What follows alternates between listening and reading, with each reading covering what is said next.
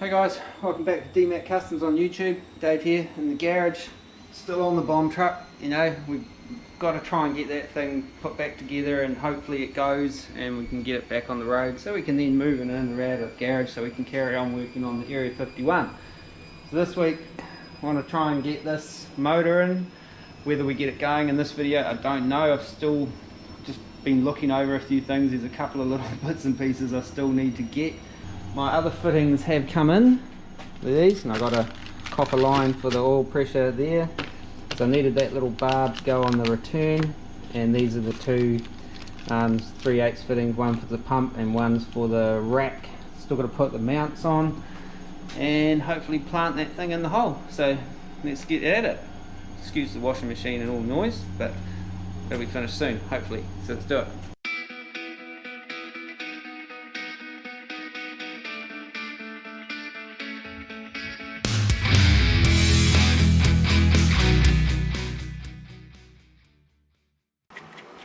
Start with this little sucker.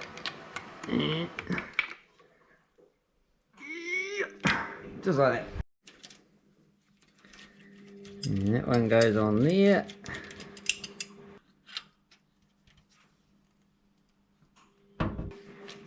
Stuck.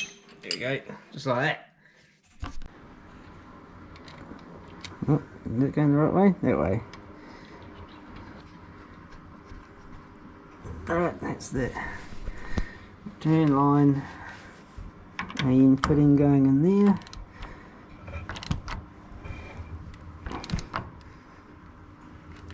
Just like that.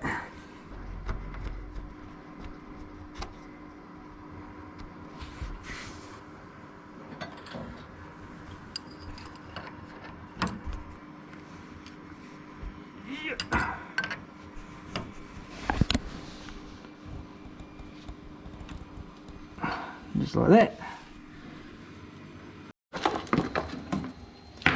Alrighty, so next thing I want to do is run some stuff through the firewall for these gauges. So I'll take these over to the truck and just deposit them in here. I've been poking around some of the wiring under the dash on the old bomb truck, because I always intended to put a tacho or rev counter into the truck, never got around to it. Had that little 2-inch one sitting on the shelf for yonks. I've got a 3 3/4 inch one as well, which is a real nasty cheap thing, but that was just too bulky and ugly to put in the truck. So before I kind of put the motor in, I want to feed my sensor tubes and lines and stuff through the firewall while the motor's not in the way, so I can kind of get them hanging kind of in the vicinity of where they're going to end up going, and yeah. Which should hopefully be pretty straightforward. I just got to undo those 2 screws on that bulkhead cap thing there and hopefully be able to kind of feed that through. Wiring's alright to get through there. It's more this fitting here that goes for the temp sensor. That's the one, the trickier one. I'll be able to have to get through there, but so I'll start with unscrewing that thing, that firewall thing, with one of them.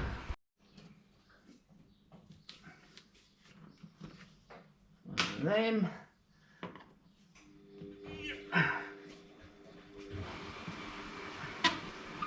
Or is that just going to keep spinning?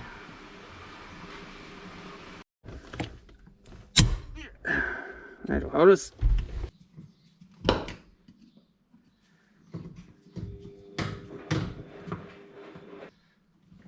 It's spinning all the way around.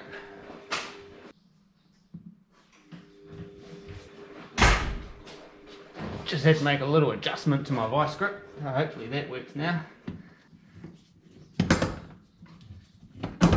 Yes.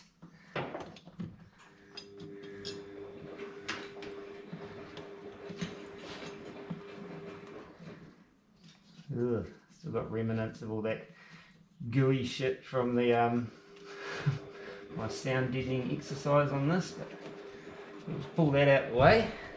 Hopefully I can get this to go through that gap there.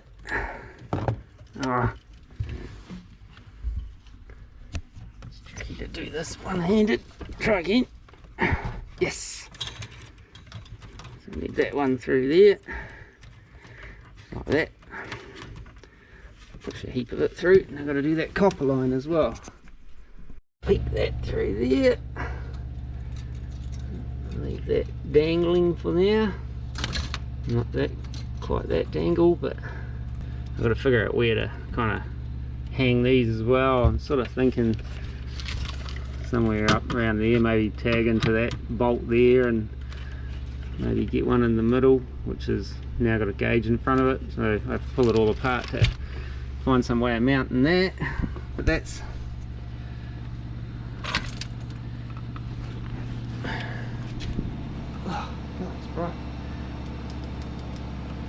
that's all I have to do from the inside for now. Is that light on? What happened to that?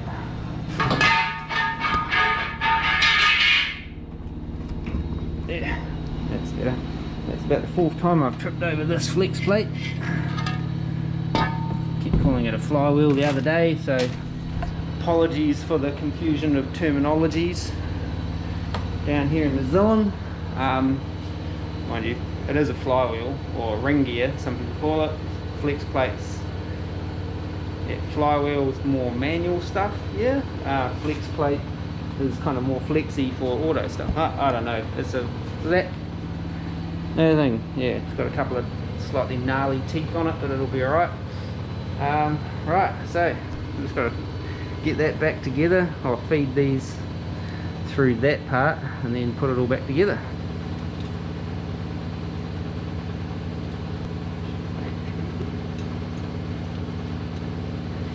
Yeah, push all that back.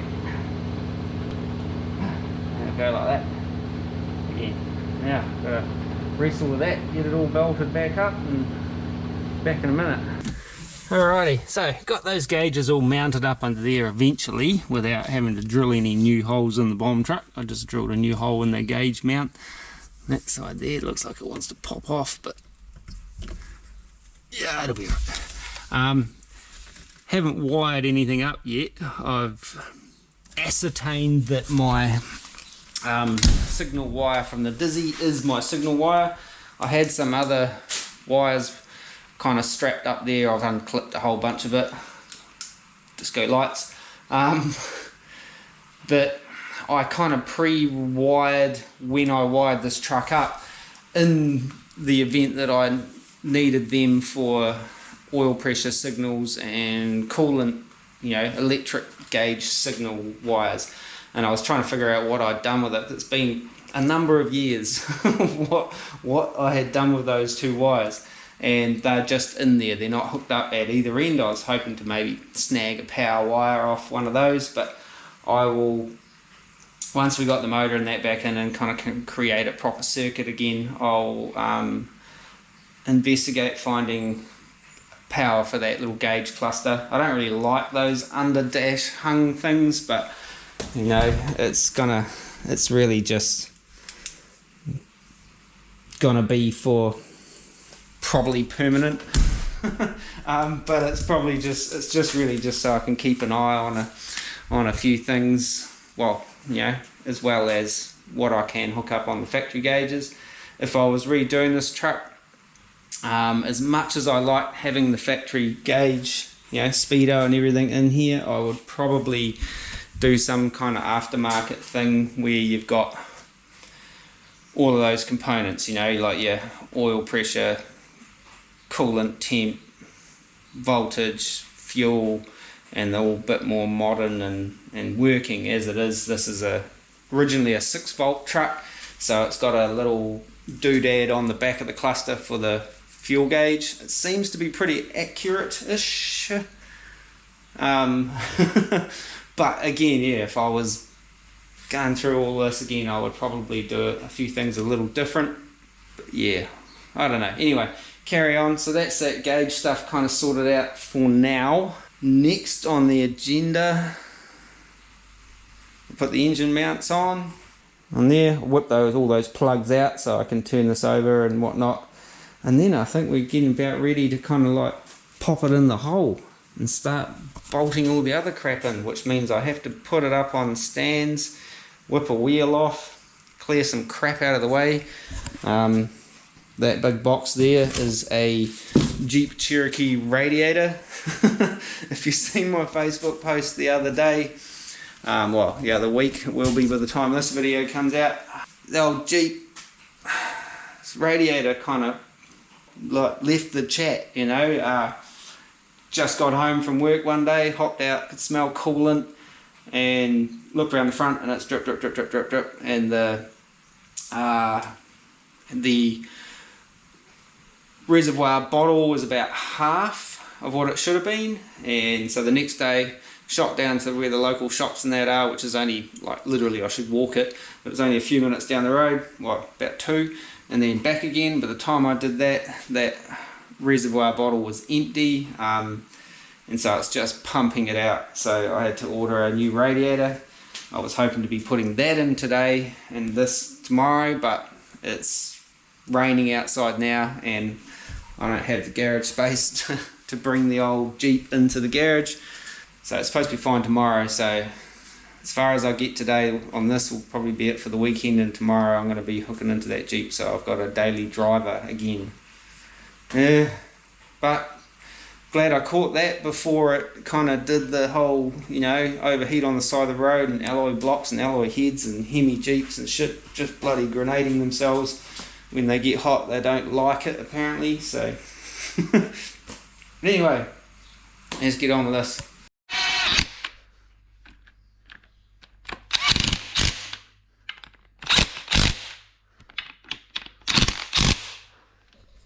Okay, so that's the engine mounts on. Had a bit of a fight with the one on the other side, namely because the thread was kind of a bit gummed up. So I just had to run a bit of a tap through those to sort that out.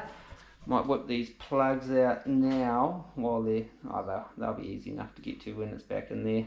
Saves me dropping stuff down inside there unnecessarily. Next up, don't know, get this thing up in the air I guess and start trying to lift this little unit back into place.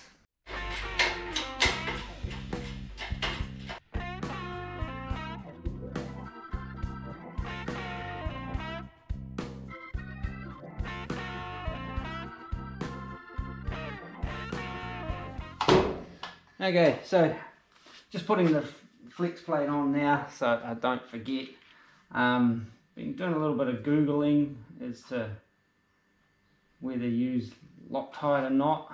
Seems to be a bit of one of those 50-50 things, so as a precaution I'm just going to put a little bit of thread locker on, just to, like it's not going to be a high horsepower unit type of thing, I don't think, but just enough to kind of put a bit of peace of mind on this particular part of the operation, if I can get that started. Not heaps, just a bit, just so they don't back out, you know.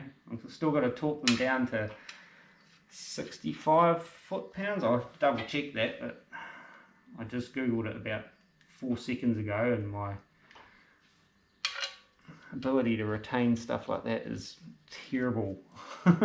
So yeah, gonna have to double check that before I set it. I might do a double pass type thing, you know, torque them down to, you know, 40 or something like that, and then run around them one more time.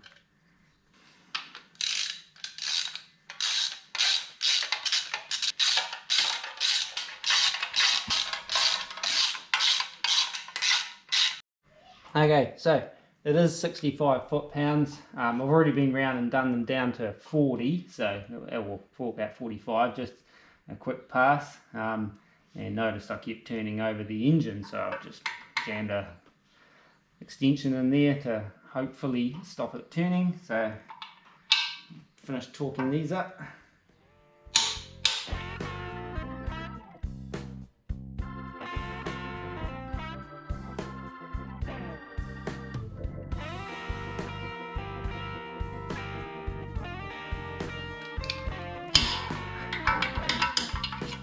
Righty, got it.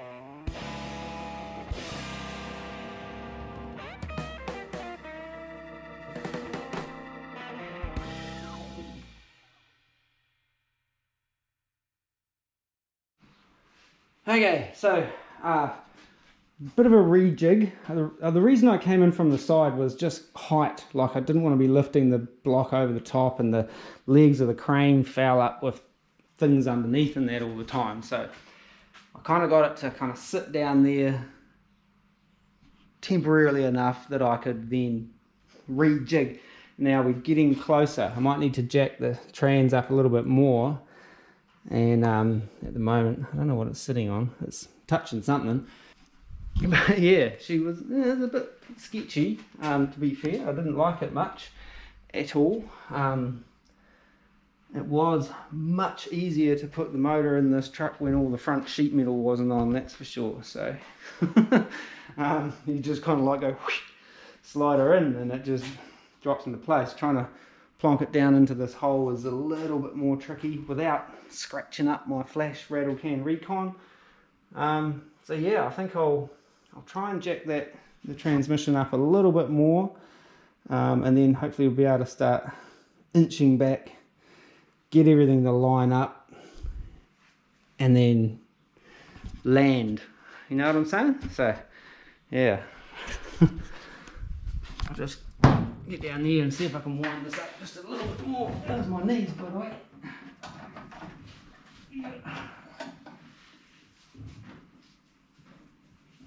Oh, I don't think it's going to go. I think it might be it. Might be hitting the floor already. Oh well. Alright, we'll see how we get on.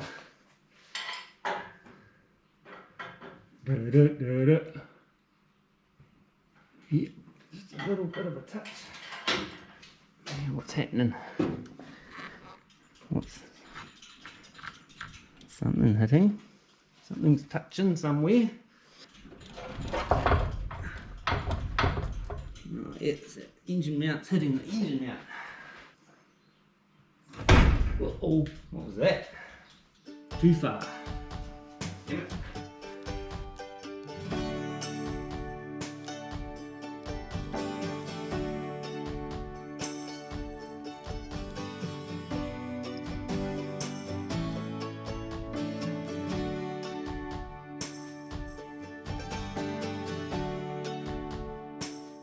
Hey guys, so update. After much finagling around and stuff, I recommend getting a lifting plate or an equal length 4-point lifting mechanism, because the issue I was having was because just having one chain slung diagonally across, the motor just wants to lift on a angle, so there's always one side dipping down, and man, what a shit fight trying to get engine mounts and bell housing bolts to actually line up again. Very difficult, but you can do it.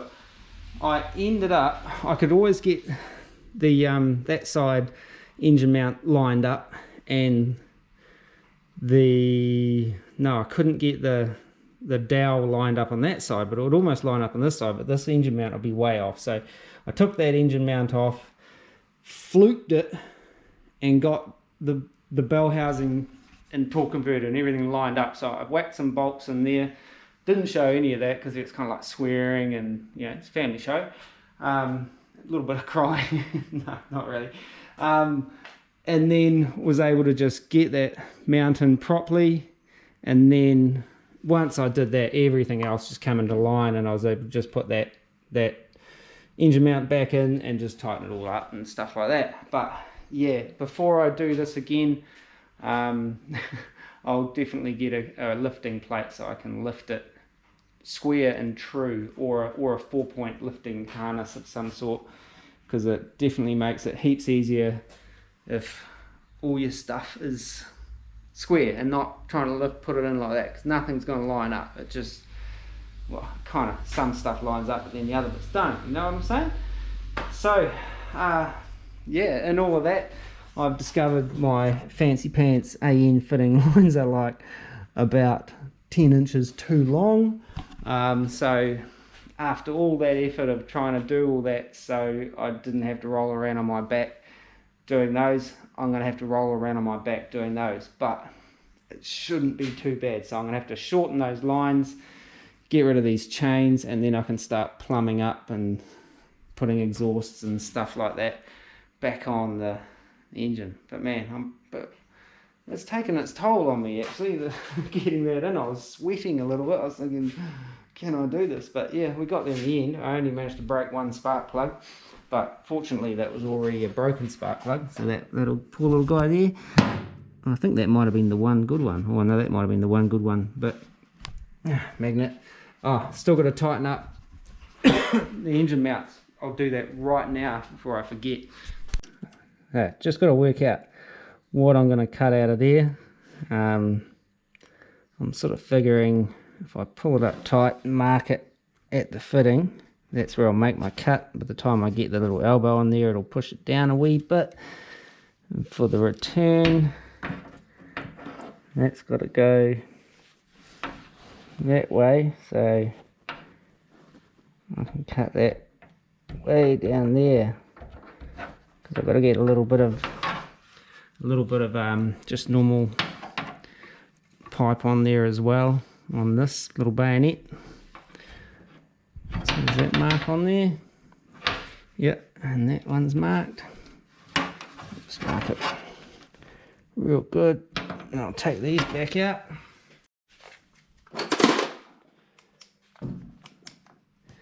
Okay, so power steering lines complete. I don't know why I've got these orange paint chips all over everything. I must be scratching the bejesus out of stuff. But yeah, cut down those lines, fitted them all up. Fitting them up trickier than I was anticipating, took me longer. So on to the next thing. I've got to do torque converter bolts. I cannot forget to do them. I've written them on my list. Cross that off, so I remember to put that on. Power steering lines all done. So we still got to do oil, coolant, trans fluid, gauges partly done. Torque converter bolts, power steering fluid, and bleed, and plug boots, and of course all the radiator and all of that other stuff, all the kind of other fittings and whatnot. I wonder if I should just do some of the kind of easy stuff just to have a bit of a rest from, well, when I say easy, you never know how it's going to pan out. But yeah, so I'll hook up like that, figure out what I'm going to do with that, because that's redundant at the moment. That's got to come over and down to the just above the oil filter boss, and I've got to hook up that, where is it? Oh, there it is. Gonna hook that up into that port down there. So I'll pull those, get those all hooked up now, I think, and yeah, then get onto the torque converter bolts. Yep. Remote, hopefully. I'll just try and tighten that, neaten that somehowish. Below there. Be careful, this don't want to kink it.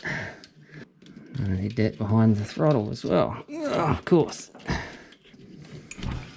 Enough. Not enough there. I'll come back round into there. Yeah.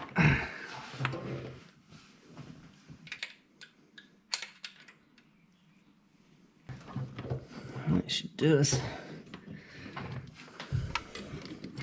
might just get a couple of little zip ties and just try and peg these up for now. Okay, update. Got that in as true to form. Had to do it twice because I kind of routed it the wrong way and it was just kind of messy and tangled up with the accelerator cable and stuff. Got all the old plugs out. I don't know whether I showed you these in a previous video, but they're just a bit, maybe a bit on the rich side. There is one, I think, that was a bit oily, and one that was, that one there, so she's just a bit lighter than the rest, so don't really know what the deal is with that. We'll find out, see whether this thing goes. Still got to do the torque converter bolts, stalling, delaying the inevitable really. But I'm gonna have to do that now, do the starter motor too, I suppose, while I'm down there rolling around. I might actually jack this up, get a bit more height into it, just to give myself a bit more room. Yeah, carrying on. Oh no, I can't do the trans cooler until the radiator goes in. What an idiot. Okay, so I'll just jack this up, get it a little bit higher so we can get under there a little bit easier. Okay, so starter motor's in, wiring is connected. Had a little issue with that. The little copper stud was chewed out, so I had to kind of downsize the nut on there. What else did we do? Starter motor, torque converter bolts, they're all done now. That's all the, other than putting an oil filter on, which I should probably do, that's all the kind of ugly underneathy stuff done, kind of thing. Still might need to get under the front to hook up the trans cooler lines, but yeah, we're getting there slowly. These little jobs, you know, you can kind of, well, it took me long enough to get the motor in, but also all the little stuff seems to be taking ages as well, so we shall carry on though. I don't know what to do next. Let me think. Okay, so just already spilling it all over the side of it. Just gonna chuck some oil in and a new Wix filter, because I ordered a bunch of Wix filters from Rock Auto, because they're way more cost effective to do that than buy them here, because I mean I don't know, they're not that expensive on Rock Auto, but they're you know, well, hard to get Wix here, but all the other just generic filters are, you know, $30–40 upwards sort of thing. So just put some oil in there. I'm just gonna get under there and put it in. Yeah.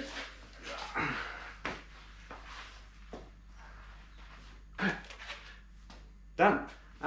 Should probably actually just put some oil in it too, I guess. So if I start turning it over to find TDC and stuff, it starts building some oil pressure or something. I don't know. We'll chuck some oil in there now. Probably not, you know, fully accurate because it's up on a funny angle, but we'll get us into the ballpark, yeah? Okay, so I put about 4.5 litres in, well, including what I put in the old in the filter. You know, spec says 4.7 litres or whatever, how many quarts that is, so It should be within range, hopefully not overfilled, but should be alright.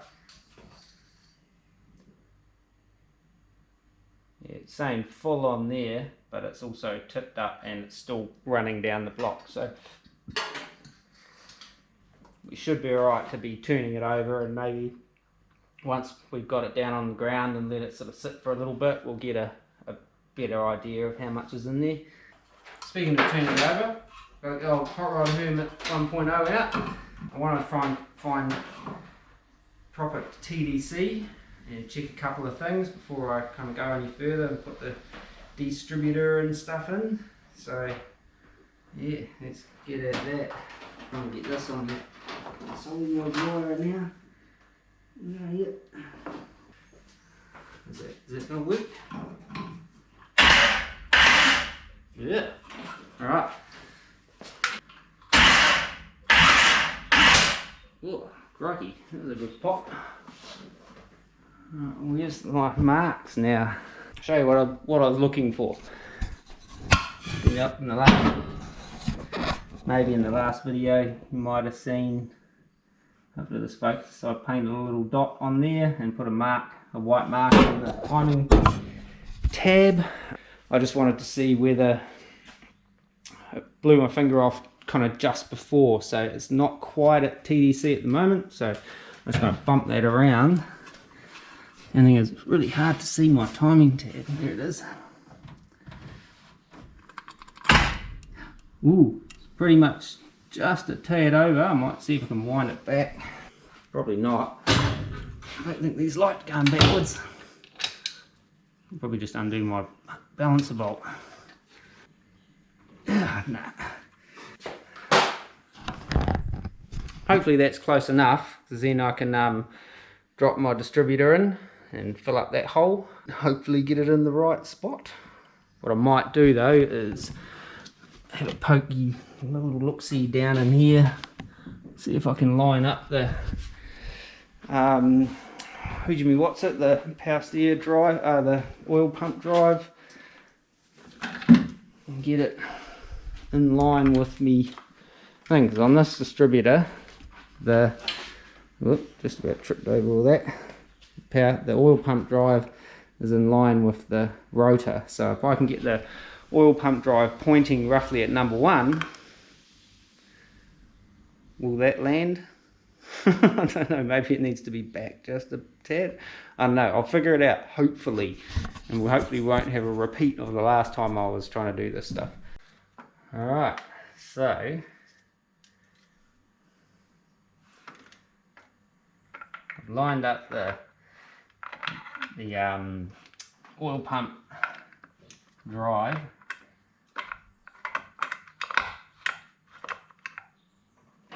And that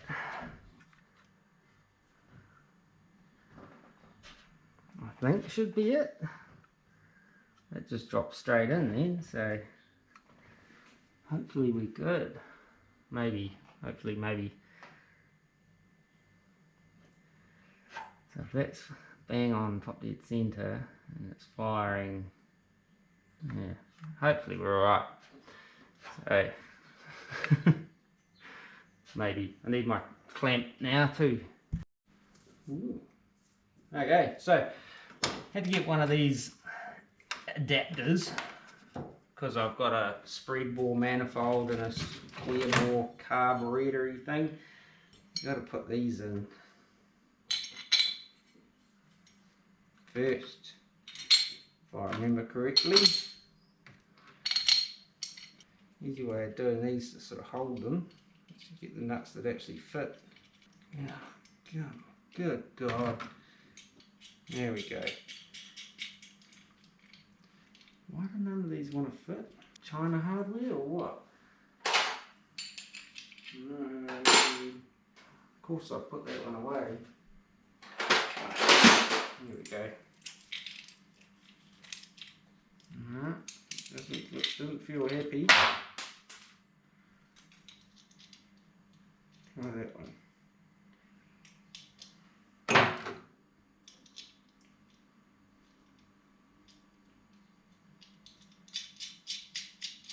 There we go, that's better. That's better.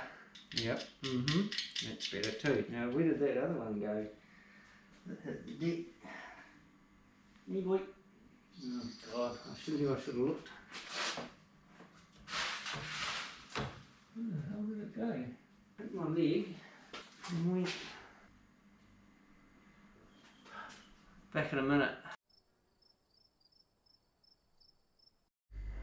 Okay, so this is like what we call Murphy's Law. Like if something can land in the weirdest place and you can't find it, it'll happen. And I've just spent the last 10 minutes like going over under the truck, under the Area 51, moving everything except for this little stand. And that's where it landed. I mean, really, if I'm glancing around this dirty floor, how am I supposed to see that? Gah. Gah. Anyway, what I was getting at was, if you put the nuts on these, that way the bolts don't fall out all the time, so you can kind of like lay it on the manifold without having to try and, you know, balance your fingers and stuff. That's my plan anyway. Down here, fellas. So if we get that on there, like that, and then we get these, I need to go and find an Allen key. And then we just keep kind of turning that and to hope that one of the holes starts eventually. Come on. Oh, there we go, got one going. And two. And three. What's going on with that one? Why didn't that one go? Hang on, I might have to take this nut off. Don't know why that doesn't want to play. Oh, there we go.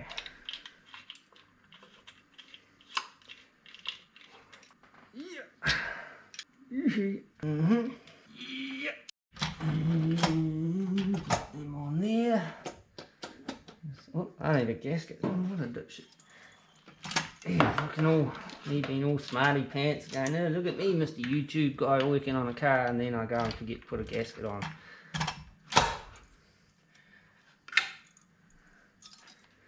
I'm going to have to figure out a new return spring kind of thing.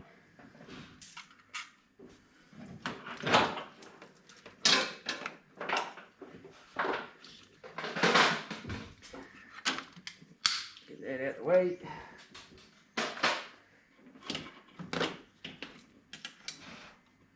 Here's that way.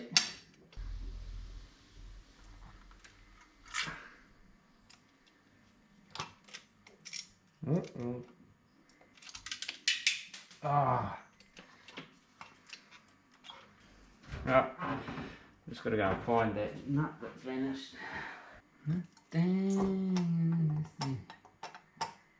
Could I run the return spring back the ways? Surely I can. Surely I can. Not a lot of thread engagement with this adapter. It's a bit shit, really.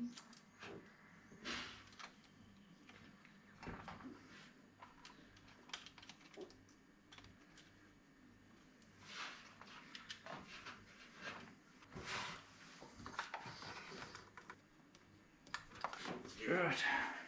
Ta-da! Okay, so you're probably wondering why the carburetor is sitting there and not on there. This crappy little kit, bolts are too short. Like, there's just not enough thread engagement. You're lucky if you get halfway up the nut. The first one I tried to tighten just chewed the end off it. Garbage. Utter garbage. Why go to all that trouble of manufacturing a product to 90% or 80% of the way there and then ship it out with garbage fasteners like that? I thought they looked a bit low, but I thought they might pull up inside the slot, but not enough. Not enough to put a standard 4-barrel carburetor on, which it is designed clearly to do. I don't know what else to say. Just wind up. So I don't know what to do now. I'm going to go and have a little think and yeah, be back. Okay, back to where we started again. Just been down to the hardware store and paid extortionate amount of money for 8 bolts, some cap screws, well 4 bolts and nuts and some cap screws, and yeah, punishing. Yep, they're the right thread, should be. Alright, try again. This time longer, hopefully not too long. These little blister packs, that's all they sell down there, and it's a bit of a pain. I'm so far away from any decent sort of hardware store that has a better range at a better price, you know, like a proper fastenings place. Yes, anywho, so I had a little sulk upstairs and there I just kind of went a little sulk and then jumped on to Amazon where I bought this particular adapter kit from. Read through the reviews, which I should have done. I mean, I've bought them before and I thought they were all much of a muchness, and I should have read the reviews, because heaps of them were saying it's alright but the nuts and bolts are too short. So I wrote a review. I don't normally write reviews on stuff like this, but I was pretty kind of pissed off, so I wrote a scathing 2-star review explaining how disappointed I was. I didn't really, I just said nuts and bolts too short, blah blah blah, and that was about it. So here we go again. These are more like the length that came with the last one of these I did. Anyway, I'll carry on. I'll get this back to where I was before, right?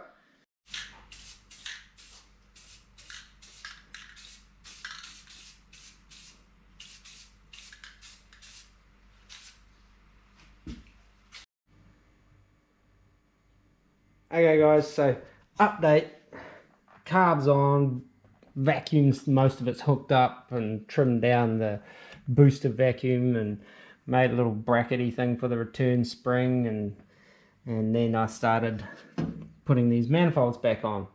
Now the heads, the aluminium heads, must be drilled deeper than these stock heads because my bolts are too long on the outer 2 on each side. The middle ones are alright, but yeah, these ones are just a scotch too long, maybe, you know, 5 or 10 millimeters.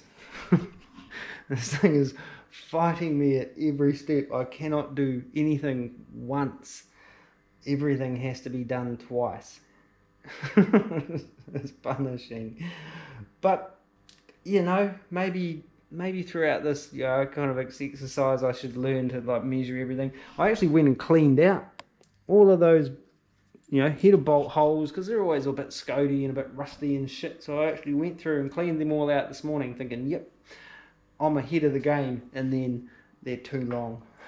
So I'm going to have to cut down. I haven't got any shorter bolts, so I'm going to have to cut down all 8 of them, unfortunately.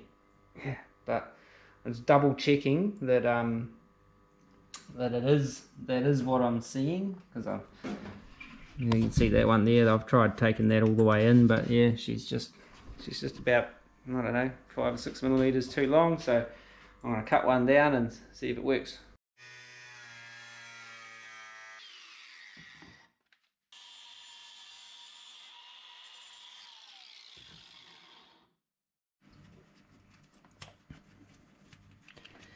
Yeah, already done one. Oh, bloody magnet. It works. Oh, helps if you have the thing going the right thing way. Yeah. Yeah. Yeah. Yeah. Yeah. Alright. 6 more to go. Hey guys, well, both manifolds on now. I'd like to say it went easy, but it didn't. Like I said, I had to cut down all the shorter four on each side shorter bolts.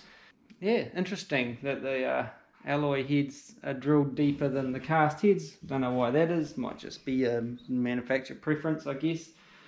But yeah, what a mission. This side here is always a pain, just because of the shape of the downpipe and the access and stuff.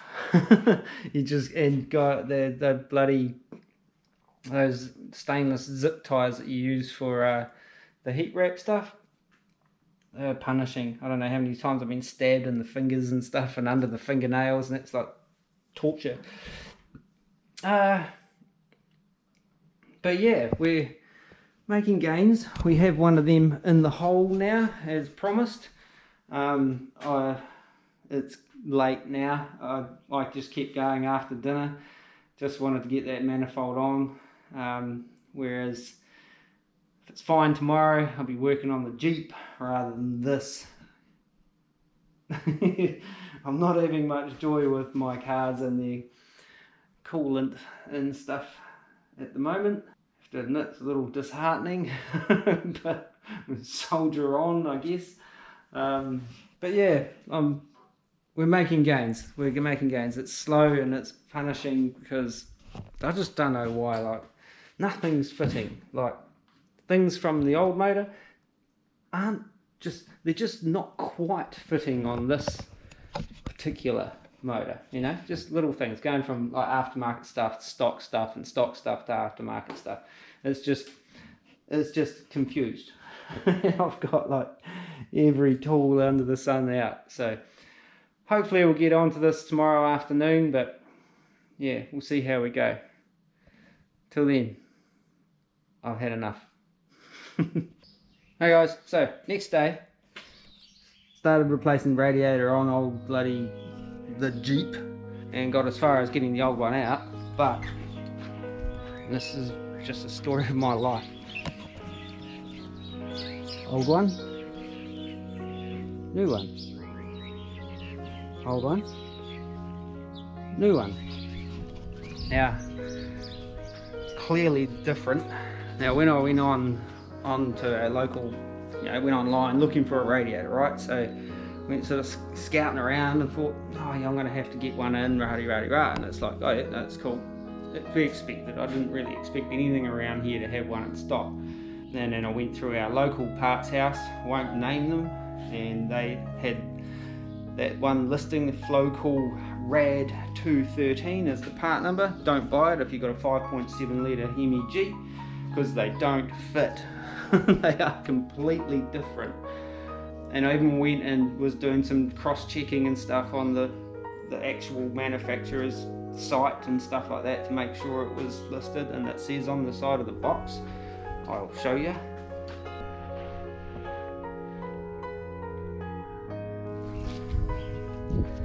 See, it says there.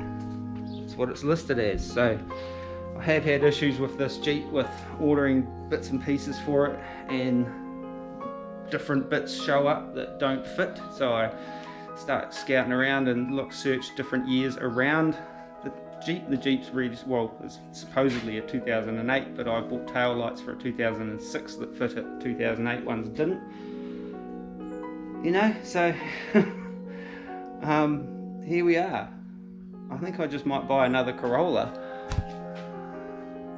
Anyway, I'm gonna have to kind of patch this up to kind of be able to lock it up until I can sort out another radiator, which is now,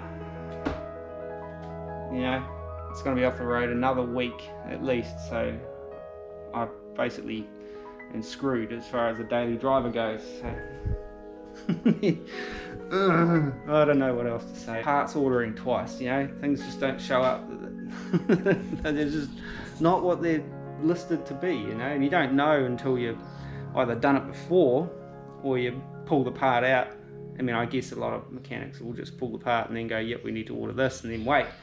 Whereas this is my daily driver. I was hoping to have this back on the road for tomorrow, you know, and now it's just not going to happen. And I haven't got a bay in the garage to do it at night. I need a day to do it, so I don't know. Well, I don't know. We'll be back.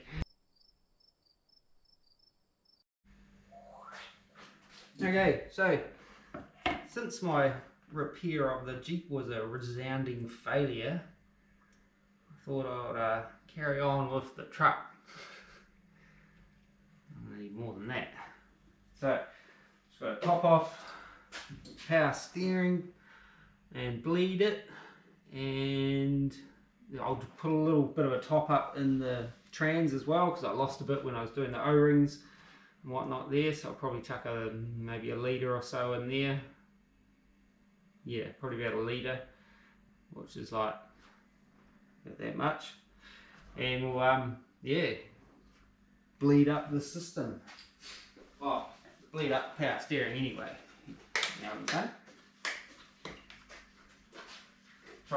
Child-proof packages. Oh god, here we go. Double lid choice.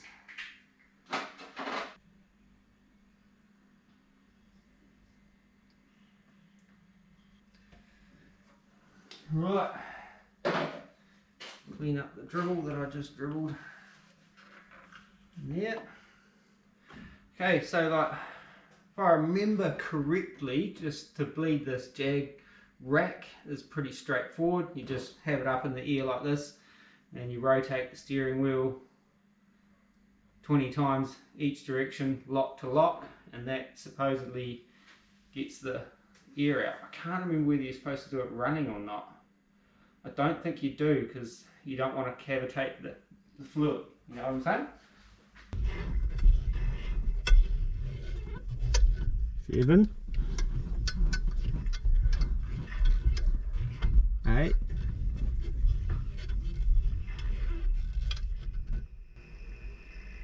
'You can actually hear it.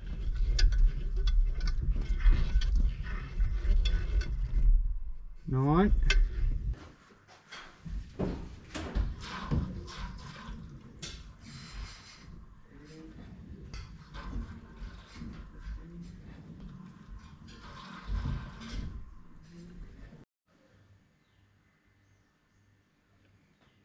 'That should do us, I think. Find a little top off. That's right on the cold mark, which should be about right for now, I think. It should expand maybe, I don't know, like when it gets hot. So once it's been up and running, we'll check that fluid. But basically, from memory, that is the procedure for bleeding a Jag rack. And it worked last time, I think. And yeah, so far I can't see anything pouring out of there, I don't think.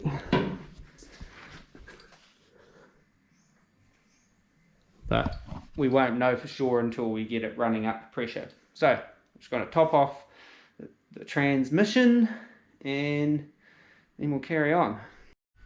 Okay, so we can cross that off. Going to cross that off, kind of. Power steering fluid and bleed. So we still got to do plug leads, got to fit radiator. I've got to learn how to spell.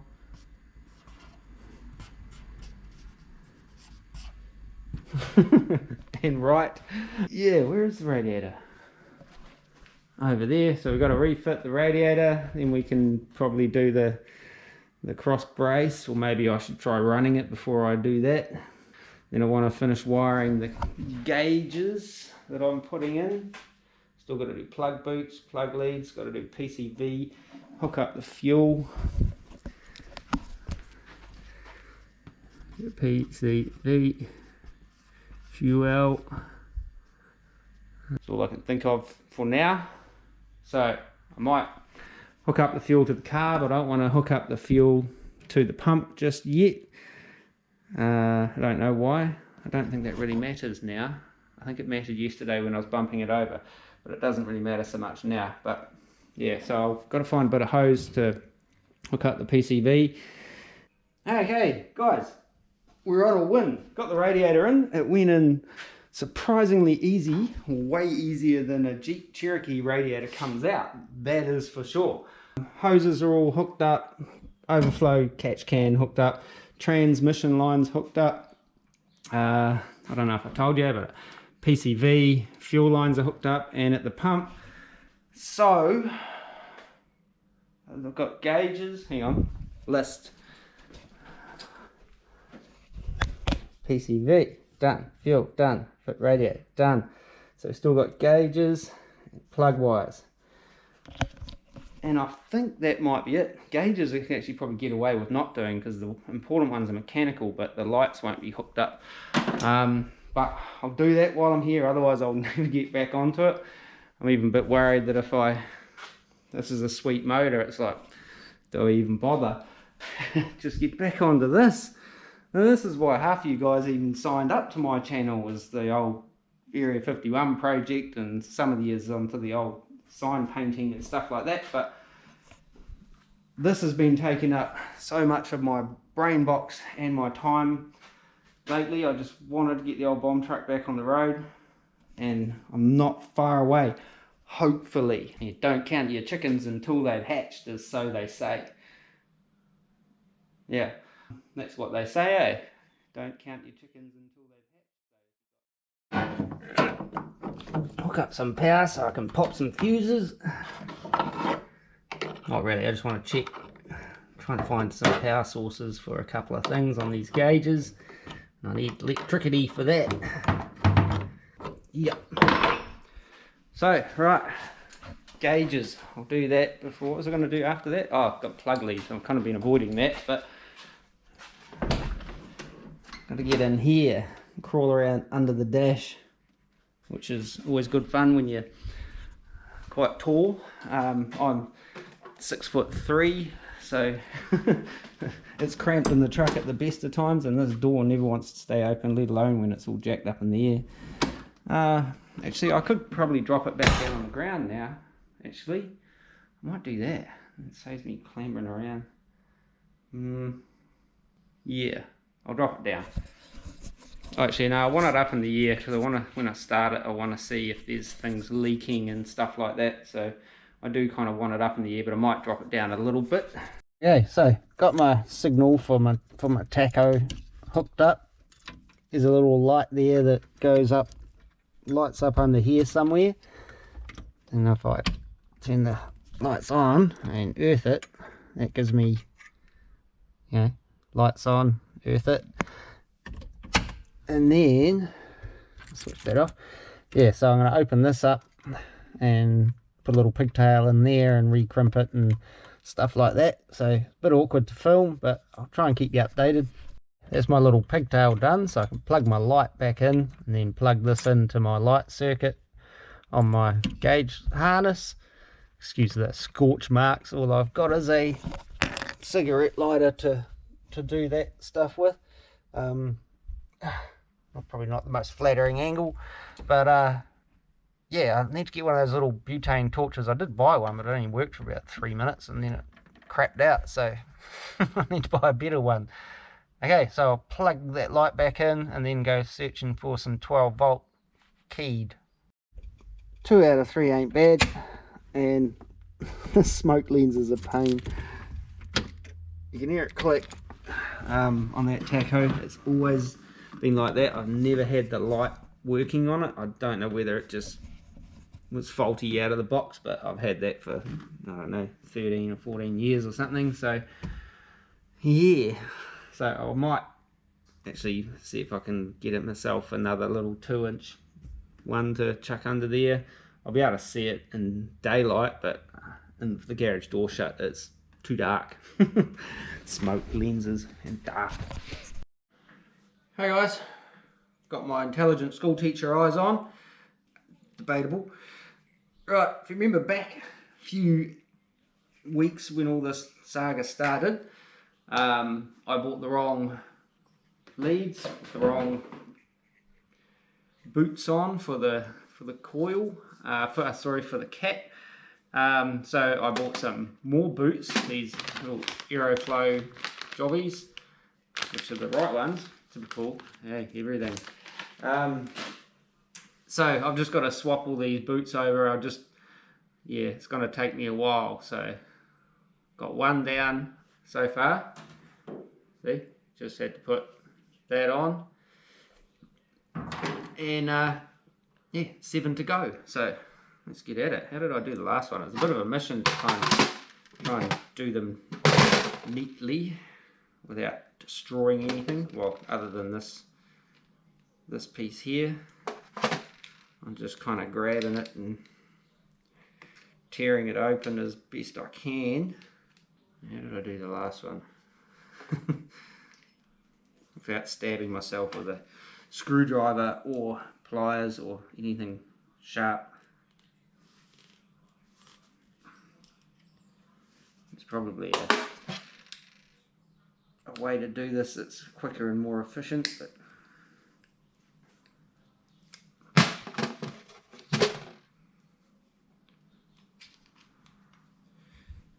that's that one.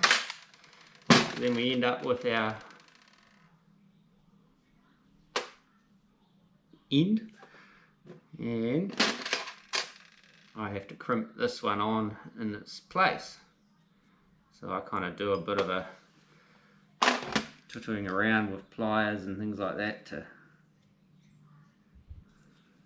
try and get a good solid crimp somehow. There's a special tool for doing this that Euroflow sell, which, because I'm only doing it a once off type of thing, hopefully, I don't have the tool. So I'm just doing it. I think I did that too much. Doing it kind of the slow, punishing way. There we go, I think.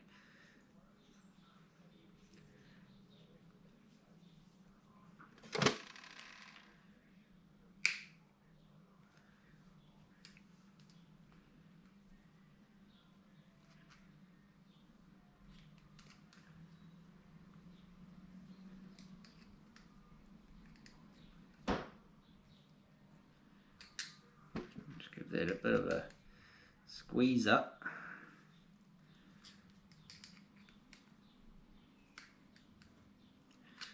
And then I'll use my wire crimping apparatus.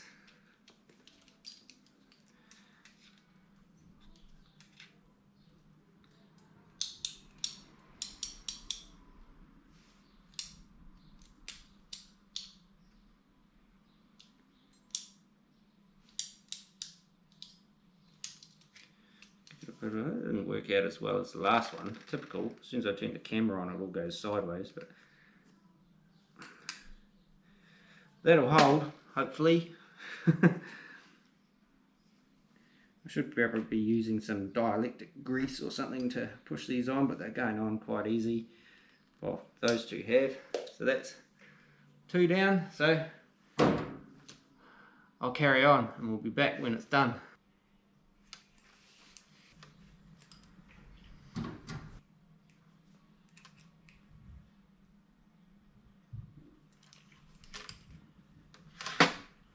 Okay, so that's all of those boots replaced. It actually was a bit easier than I thought it was going to be.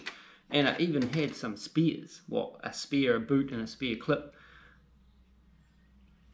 And thank you Aeroflow for putting a spare in there, because if I didn't have a spare, I sure as shit would have screwed one of them up.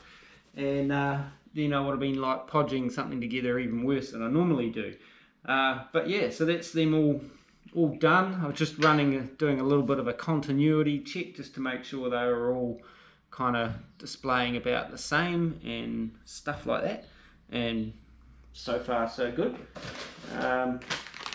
Yeah, so they're Aeroflow. I don't know whether you've heard of those wherever you're from. They're a common product here in New Zealand and in Australia. I don't know whether they're international or not, but they did the boots.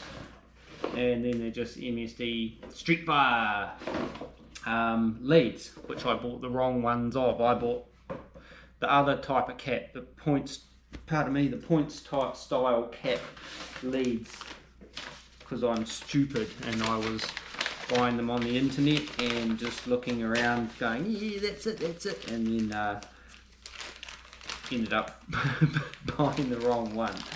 It was all about shipping, is what screwed me up. But anyway, so So we'll transfer them all onto my distributor cap, or should I do that on the truck? Oh, I've got to put the plugs in yet too. I've got to gap them and stuff.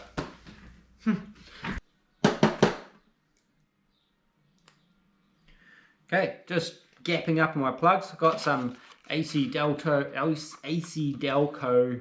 R45TS. Makes me think of Ratus for some reason. I don't know why. It's just a weird association thing.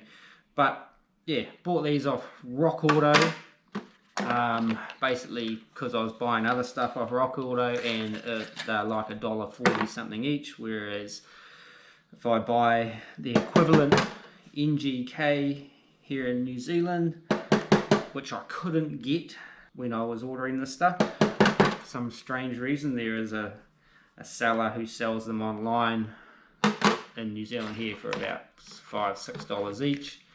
Rock Auto was $1.43, and if I was to go to my local parts house, they want $14 each for a NGK BP5S. Whereas that's what I used to run in the 383, and I've got a near new set on the bench over there. But yeah, they have a longer thread for the alloy heads than stock ones. So did a bit of lurking around the forums and stuff, and these Delcos seem to be a go-to for a lot of folk over in the US of A and Canada and stuff like that, you know. So I thought, oh well, you know, they made them, so it can't be all that bad. Oh, bit too heavy-handed on that one. Yeah. Uh-oh.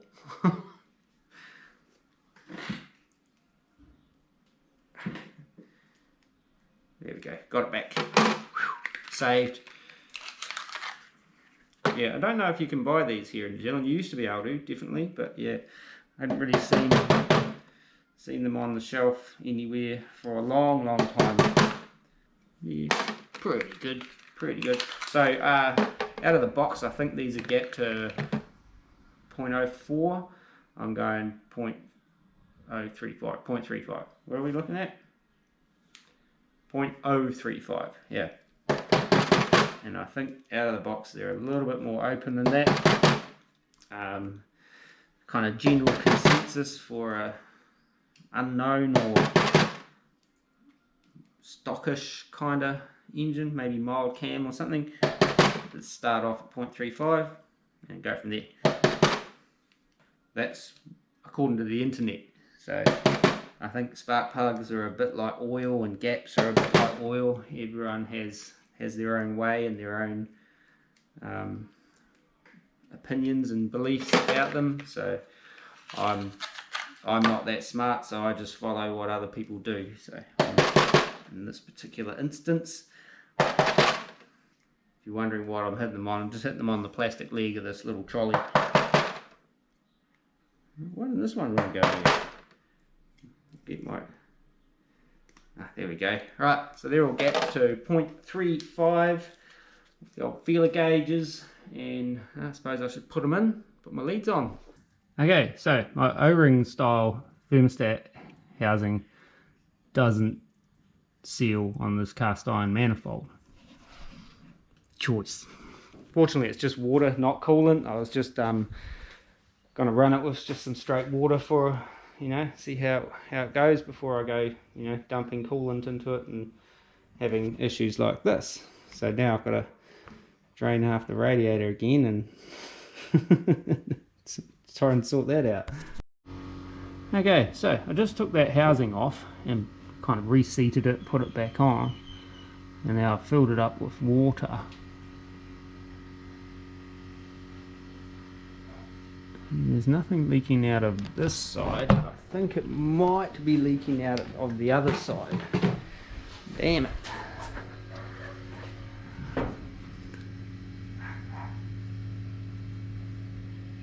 Maybe not.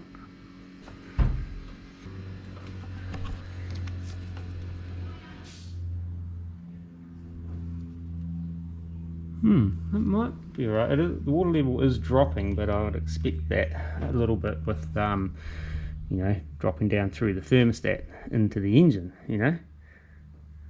What I'm looking for, water movement up here. I can see something going on, but I can't quite figure it out, man. Try and mop this up and see where the new puddle forms. Ah, yeah, I think it is still leaking there. Yeah, it's close. Okay, so this is attempt number 4 to try and get this thermostat housing to seal.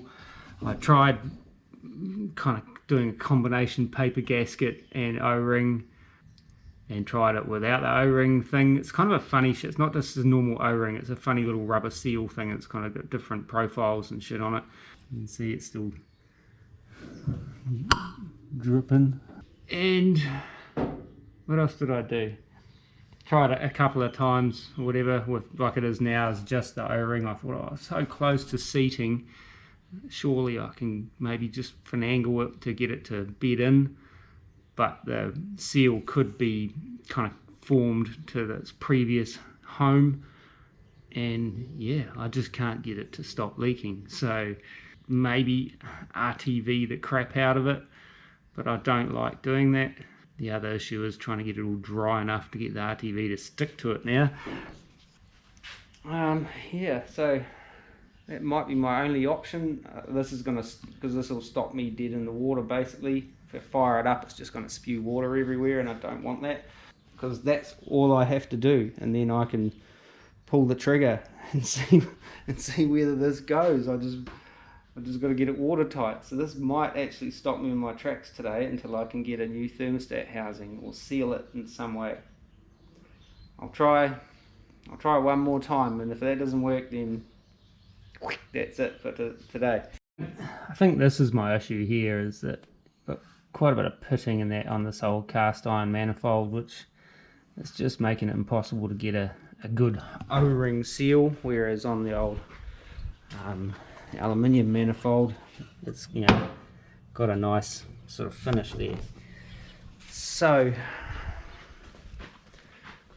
I would RTV it if I had a stock thermostat housing. I just think the way these are designed with this kind of two-piece swivelly sort of setup, I don't think I'm gonna get.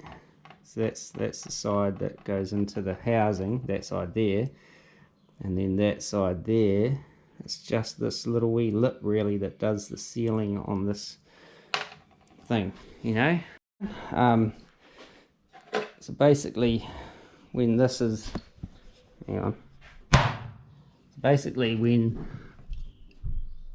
that's in its housing, that's in the engine, and then that is sitting on it like that, so all that's really creating a seal is this edge here, which is not quite enough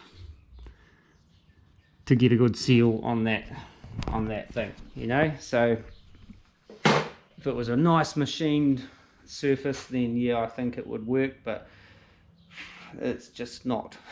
So I might ask around a few mates and that, and see if anyone's got a stock housing kicking around that they want to lend us or sell us.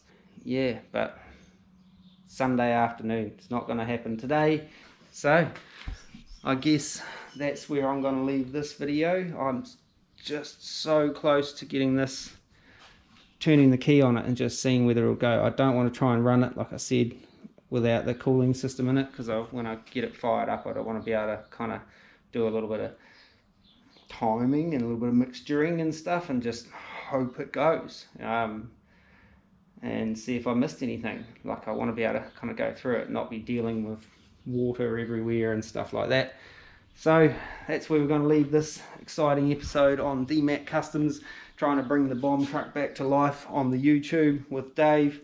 If you haven't subscribed, subscribe, hit the button down below in the corner, like, share, comment, all that good stuff, and yeah, till next time, take it easy and peace.